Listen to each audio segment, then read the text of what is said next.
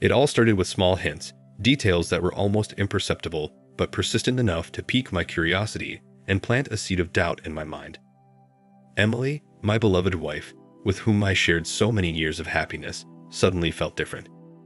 Her eyes, once bright and open, now fluttered and averted when our gazes met. She began to spend more time on the phone, always pulling away to take a call or reply to a text. When asked who it was, she would give vague answers such as, just a friend or a coworker. Our conversations, once full of life and enthusiasm, became dull and superficial.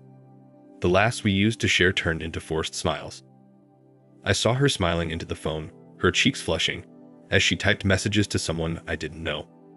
At first, I ignored these behaviors, telling myself I was just being paranoid.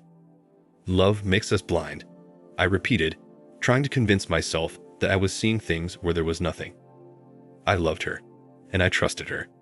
But doubt is a slow, sneaky poison, and once it sets in, it becomes hard to ignore.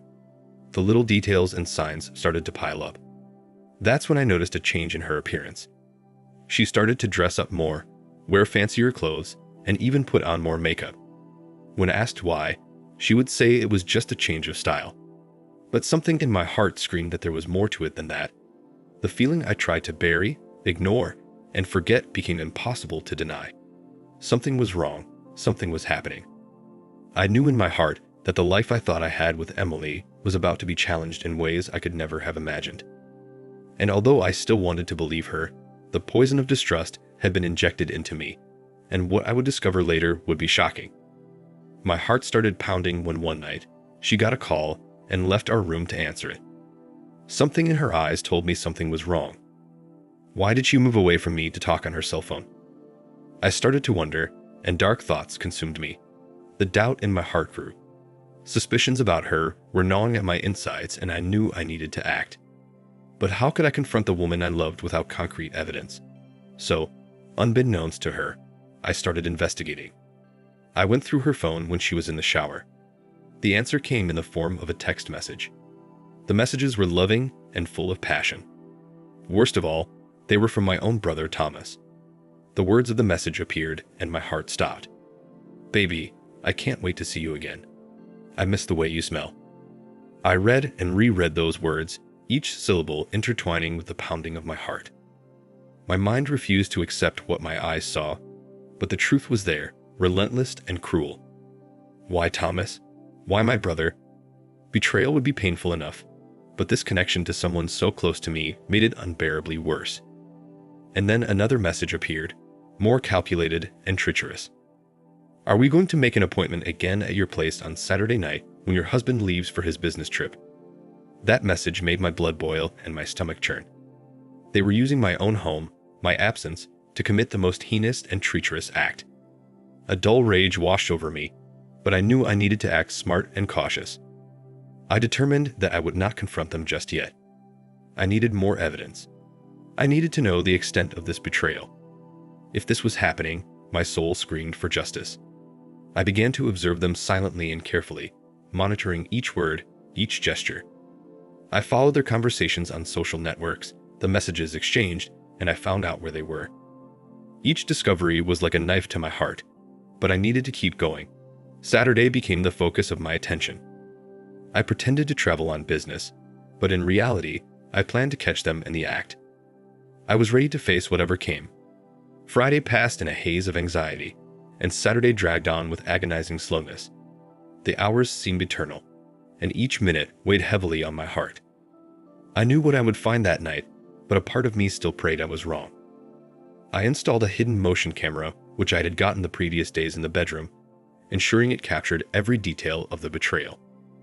The equipment was on and connected to my phone, and I, hidden in another room, waited with my heart pounding. Night fell, and the silence in my house was deafening. The air felt heavy, charged with betrayal and disappointment. Emily and Thomas arrived. The sound of their laughter echoed through the house, and I cringed, feeling a searing pain in my chest. They entered the room, and the camera captured every movement, every knowing look, every treacherous gesture. The love I thought was mine was there, being shared with my own brother. But what came next shocked me even more. Between kisses and caresses, They started talking about something much more sinister, a plan to rob me, to seize my fortune. Every word was like a punch to my stomach. The betrayal of love was terrible, but this new revelation made me feel utterly helpless and vulnerable. I listened, petrified, to the detailed plan of how they were going to deceive me and use lies and manipulations to take everything I had built. Nothing else made sense. I was lost in a whirlwind of emotions, and the ground felt like it had been ripped out from underneath me. I waited patiently to make sure they had taken off their clothes and surrender in each other's arms, because I wanted the camera to also capture their love relationship to show the family. So I gathered all my strength and stood up, ready to confront them. I entered the room, and the world seemed to stop. Emily's look when she saw me was a mixture of horror and embarrassment. Thomas, for his part, went pale, his features betrayed by sudden fear. "How could you, Emily?" I screamed, pain and anger spilling over with every word. "And you, Thomas, my brother, how could you do this to me?" Thomas didn't wait to answer. He ran, abandoning Emily, fleeing his responsibility, his betrayal. Emily began to cry, her tears mingling with slurred, desperate words. She confessed everything, every detail, every plan, every lie, and begged for forgiveness, begged for my understanding. But all I felt was revulsion and disgust. There was no more room for love, for trust. Everything was broken and irreparable. I walked out of the house, leaving her crying, abandoned in her betrayal. I was broken, but the flame of revenge was starting to burn in my chest. Emily and Thomas would pay for what they had done. I would make sure of that. The night was just beginning. Vengeance was mine, and I would not rest until justice was served. Anger, heartbreak, and revenge boiled in my chest, but I needed to be cautious. I needed to be cunning. My revenge should be cold and calculated. In the days that followed the incident, I called Emily for a chat. I sat down at the kitchen table, a place where we shared so many happy memories, and looked deep into her eyes, now bleary and apprehensive. "Emily," I began, my voice firm but controlled. "I've thought a lot about what happened, and as painful as it is, I'm willing to try to start over." She gasped, her hands shaking. Would you really do that?